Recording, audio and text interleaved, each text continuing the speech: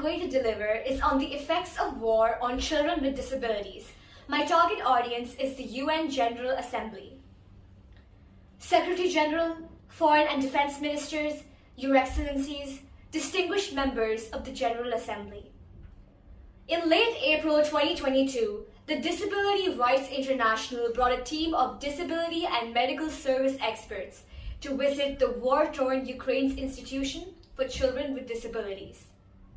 They found children reduced to skin and bones and chained to beds that reeked of their week-long urine and excreta.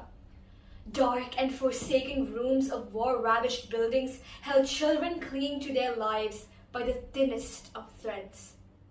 That's one of the many heart-wrenching pictures of children with disabilities painted by war. There is always a raging, devastating war in some part of the world. Syria, Afghanistan, Yemen, South Sudan.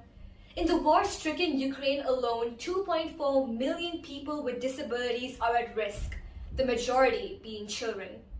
Many of them can't run, can't be carried far, can't see or hear the danger right in front of them.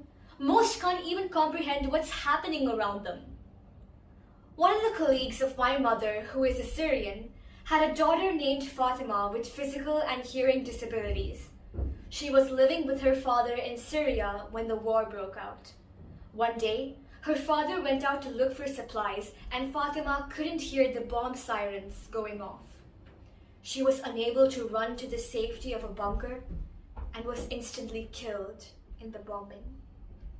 Fatima is just one of the millions of children with disabilities that often struggle to flee without assistive devices. Their families face split-second decisions, either to run alone or stay back to support them. For the millions who've had to flee their homes, displacement puts them closer to risks like road traffic, rivers, and unexplored remnants of war.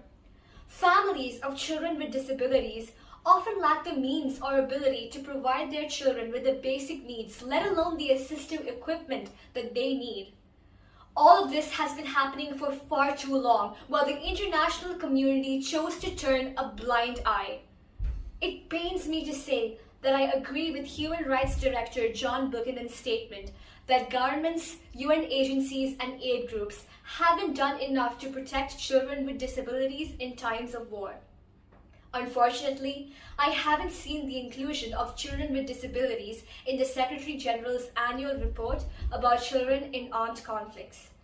I fervently hope that the 2023 report will recognize specific abuses and exclusion experienced by these children and provide recommendations to the Security Council and governments to guarantee their rights.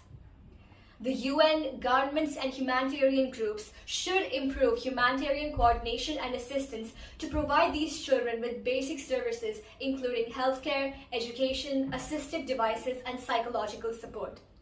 I call for specific protection and assistance for children with disabilities and deployment of disability protection advisors in UN peacekeeping missions.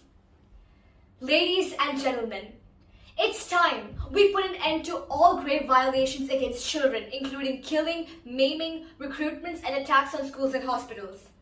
It's time we end wars through political solutions and end all restrictions on the delivery of humanitarian aid. How many more children need to be disabled and how many more children with disabilities need to be slaughtered before this insanity ends?